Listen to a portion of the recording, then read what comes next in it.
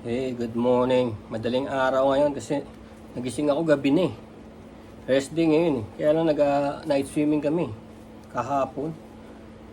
6 to 6. 6 a.m. na nakauwi. 6 a.m. na kami nakauwi. Tapos naiwanan ko pa yung susi sa loob ng kotse. Naging buti na lang pagpasok ko, nakita ko ng gwardiya. Mag-isa lang kasi ko eh, madaling araw. Pagpasok ko, nakita niya ako na ako yung driver ng kotse. Kaya, nung pinipilit ko nang buksan yung sarili kong kotse, tinulungan niya ako. Tinulungan ako ng gwardiya, nung Matari. Kasi alam niya, hindi naman ako magnanakaw, no? So, tinulungan niya ako, kumuha siya ng GI wire, tsaka yung Cabra. Alam niyo yung Cabra. Kasi naalala niyo, kaya alam kong gawin yun. Nakalimutan ko nga actually, na gawin yun eh. Kasi, ang pinipilit kong buksan yung bintana. Siyempre, puyat na rin ako nung hindi ako makadiskarte. Yung bintana, pinipilit kong ibaba. Hindi maibaba, hirap na hirap. Tapos naalala ko, may vlog pala tayo tungkol dun sa isang sasakyan na adventure. May vlog tayo nun eh. Binuksan natin yun. Kasi dapat, tatawag ako ng locksmith. Tapos ang locksmith, medyo mahal kasi parang 2,000. Sabi niya, pupunta siya sa bahay mo, 2,000. Tapos bubuksan niya yung kotse mo. Pero, tinignan ko sa YouTube, may mga paraan sila. Actually, sa YouTube nga, luxury car yun eh. Kaya nangyari, gumagamit siya ng mga balloon, no? Iniipit niya yung balloon na maliit. Actually, yung balloon yung parang sa yung sa BP. Ganun kaliliit yung mga balloon, yung sa BP. Ilalagay niya yun doon, tapos parang ilalagay niya ng pressure, parang sa BP rin. Bubuka yun. Kasi pinoprotektahan pala niya yung pintura. Pero kung di mo poprotektahan yung pintura, pwede kang gumamit ng mga ganito. Ngayon, ganito, oh. Igaganon mo dun sa frame ng bintana ng kotse, igaganon mo para pumasok yung GI wire. Tapos pag naipasok mo ng GI wire, pasok mo ganun, susungkitin mo ngayon yung panlock ng pinto. Susungkitin mo, no? So medyo gumagana yun sa mga older cars kasi yung ibang kotse yata wala na mga ganun eh. Mga bagong kotse. Wala nang ganun, tapos puro electronics na, tsaka may alarm. So kung may alarm yung kotse mo, mag-a-alarm yun habang ginagawa mo yun. Yung sa kotse ko naka-disable yung alarm yun eh. So ang ginawa ko, ginanong ko lang, pinahiram ako ng gwardiya. Ginanong ko, tas nasungkit ko. So yun ang aberya ko this morning, no. Pero ang pag-uusapan natin ngayon, yung ina-extend nating custom motorcycle. Yung pinapahaba natin yung likod. Nagawa ko na yun eh. Ito, actually last week. Oo. Nag-extend ako ng 6 inches. So, ganyan yung ginagawa. Natutunan ko to sa Konoha Eastside tsaka sa Iceman Motorworks. Kasi nung pandemic, doon ako tumambay eh. Sa Parasafe. Doon ako tumambay. Wala akong mablagan na iba kasi bawal nga lumabas, diba? Pandemic. So, natuto ko doon na nag-extend sila. Sometimes, hihingi ng customer 2 inches lang. Sometimes 3, 4, 5, 6 yun na ano ko yung hanggang 6. So itong atin 5. So kita niyo naman awkward na tignan, di ba? Kasi parang humaba na siya ng 5. Pero ganyan ang ginagawa. Hiniwa natin to do yung end plate na hiniwa natin.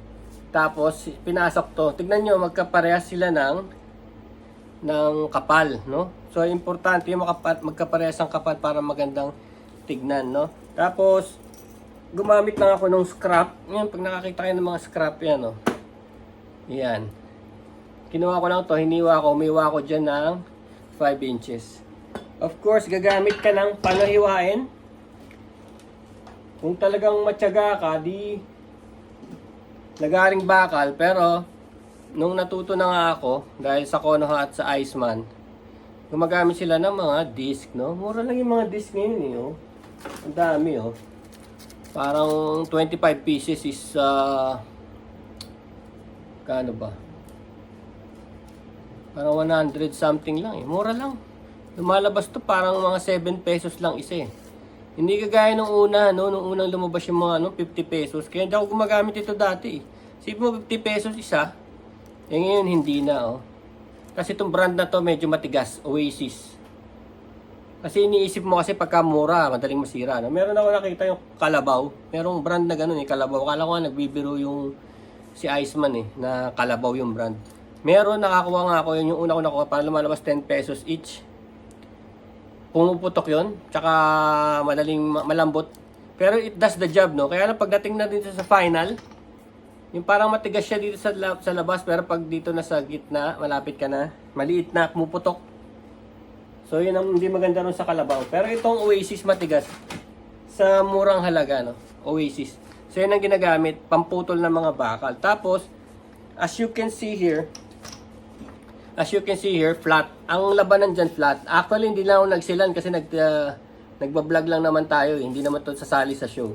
So, hindi ko na finlat. Pero actually, pag kasi ang tumira sila Konoha, ano yan?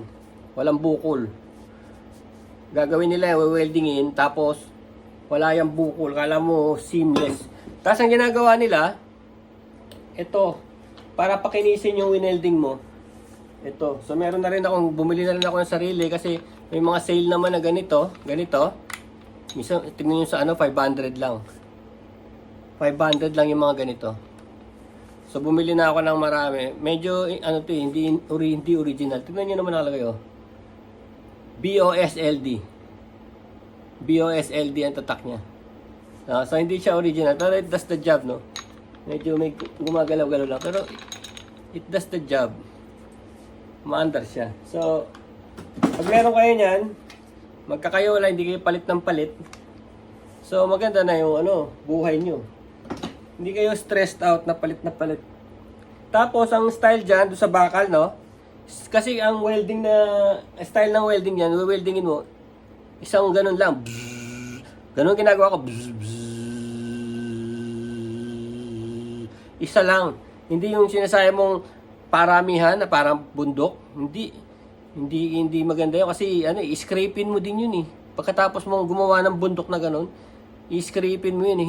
Hindi sa paramihan ng pas ng welding. Hindi sa paramihan ng pasada eh. Kailangan isang maganda. Pero hindi naman actually ganun, kundi ganun oh. Circular, ganun. O kaya ganun oh. Yan, ganyan, o kaya ganun. Makikita nyo yun, kailangan gumamit kayo ng magandang welding helmet. Kasi yung welding helmet, kailangan makita nyo yung ginagawa nyo eh. Meron akong welding helmet dito, yung merong yung pagka nag-spark ka na nagbablacken, no? Nagbablacken siya. Ito oh. Meron siya parang electronics dito. Bubuksan mo yan. Yan. Ano to? Magbablacken to. Pagka may sinag, automatic siya. Mag-adjust siya. Kaya mura lang to. May less than 1,000 pero usually magaganda 1,500 no. Pero may less than 1,000. Gumagana din naman kahit na less than 1,000. No? So ngayon, ayan na-extend na. Kakabit natin ngayon, ha? Kakabit natin para makita natin yung extended. Alam niyo kung bakit hindi rin yung iba ayaw ng sobrang extend kasi tignan niyo naman, oh. Kita niyo? Habang lumalayo yung gulong nyo, lumalayo din dito. So parang awkward na, no? Awkward. Meron kang space dito. Eh hindi naman nila inaasikaso 'yun, di ba? Tatapalan mo yan, paano pag nagpalit ka ng gulong? So hindi na kasi siya standard, kaya pag habang lumalayo din dito. Yun lang nila, tinitignan nila sa pagde-design ng motor. So yan, yung extended swing arm natin. Kaya nyo rin yan. Nung una, hindi ako ganyan gumawa eh. Kaya lang kapapanood ko ng mga gawa nila Konoha at saka Iceman. Natuto na rin ako. No? Tuto ako ng mga tips and tricks, pati kung saan bibili ng materyales, anong magandang welding rod.